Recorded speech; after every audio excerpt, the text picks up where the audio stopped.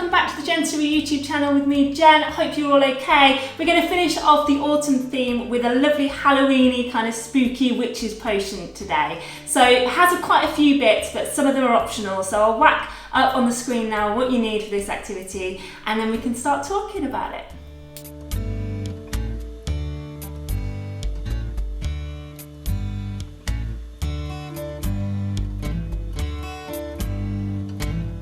Now what we're essentially making today is a sort of witch's potion, but it's a foam-based activity. So I realised I hadn't actually done a foam one yet, and foam is so good because it behaves slightly slower than water. So if you're trying to kind of develop water play skills, or kind of grasping and releasing, or grasping and maintaining, any of those kind of skills, it's really good because it doesn't have the properties of water.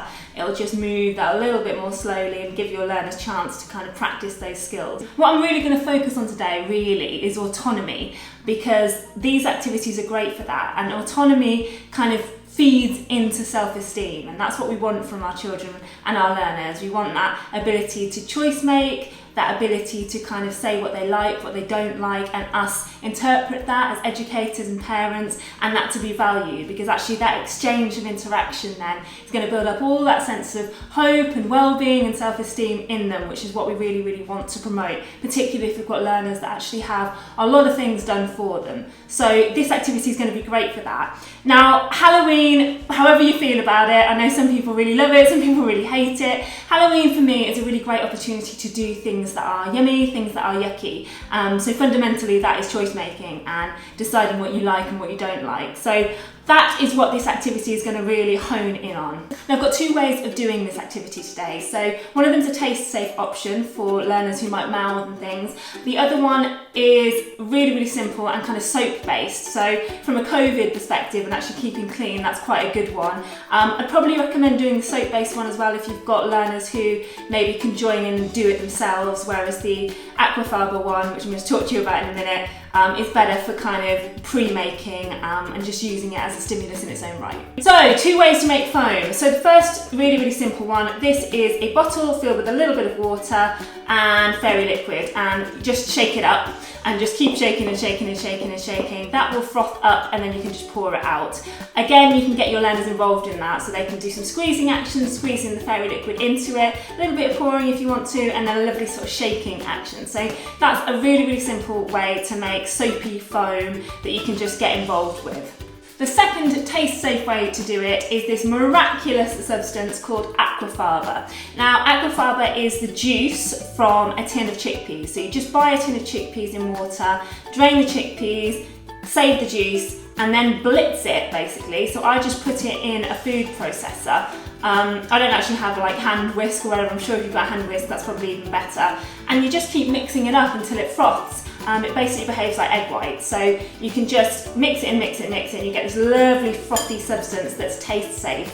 If you add a little bit of cream of tartar to it as well, which you can find in the baking aisles, you'll get stiffer peaks. So you can actually make meringue out of aquafaba. So it's a really, really good egg substitute that's taste safe, that means that your learners don't actually have to be playing around with raw egg and things. So I'd highly recommend aquafaba. The only thing I will say about it, and actually it fits in with the Halloween theme perfectly, is that it's got a definitely quite pungent smell to it. So you can keep it that smell if you want to. You can add things into it, which I'm going to talk about in a minute, to change the scent of it, but it just behaves and works so beautifully as a foam and is so, so cheap. So it's a really highly recommended one by me. I use it for all kinds of things. So I'm going to pour that in a minute, just so you can see how it works and how it behaves. But what I've got here are essentially choice making things. So like I've said with so many of my activities, that might be enough on its own. The properties of that might be enough for your learner.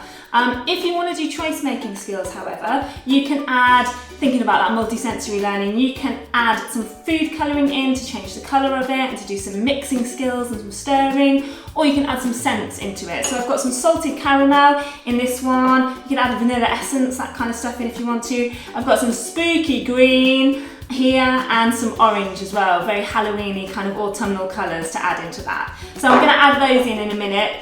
Thinking about sort of learners that might be that a little bit higher developmentally, you want to get those key skills up. So we've got a whisk here, we've got a wooden spoon, and we've got 3 different sizes of spoon. Okay, so again, different weights, so you're getting kind of that lovely proprioceptive input from big heavy duty metal spoons, but then your sort of fine motor skills with teaspoons and stuff. So you can kind of pour them out onto it and stir it and just really give your child or learner opportunity to really practice those skills that we all need in life.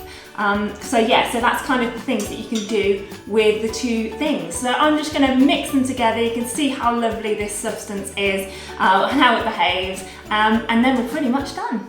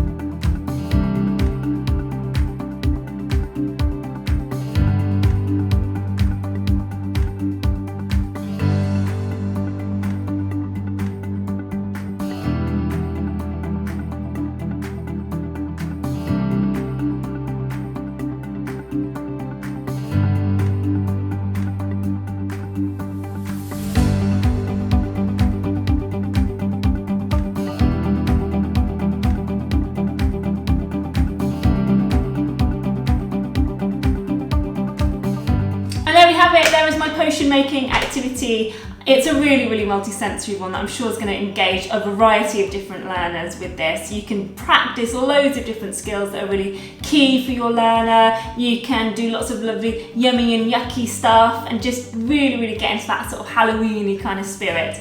These are really great as well, these cauldrons. You can buy them everywhere at Halloween, but they're really great for mud kitchen stuff as well. So you can use them long after Halloween for potion making and that kind of stuff. But any kind of dishes, bowls, spoons, anything you've got at home that you think would just add to that kind of concoction making thing will just enhance this activity further. And kids love being messy, kids love being yucky and kind of engaging in this sort of almost pre-role play type stuff. So yeah, I'd highly recommend just having a little delve around in your cupboard and seeing what you think would be quite an inspirational resource to use.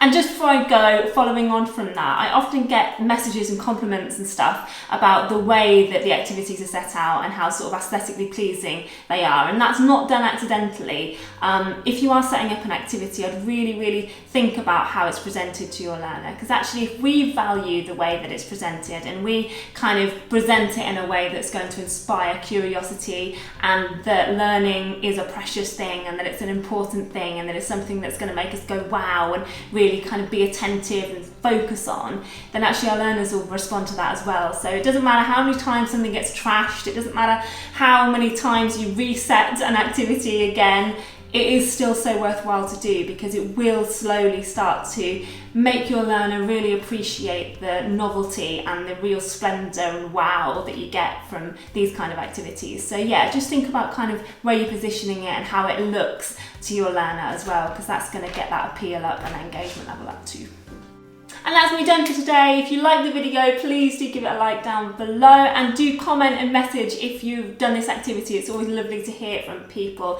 If you haven't already subscribed to the channel, please do that as well for more ideas like this in your life. But that is autumn done. That is that theme finished. So if you're not already on the Jensory Ideas Facebook page or Instagram page, please do give them a follow, because I will be announcing the new theme on there very shortly. But until next time, everybody, take care, have a very happy Halloween, and I'll see you all soon. Take care, bye.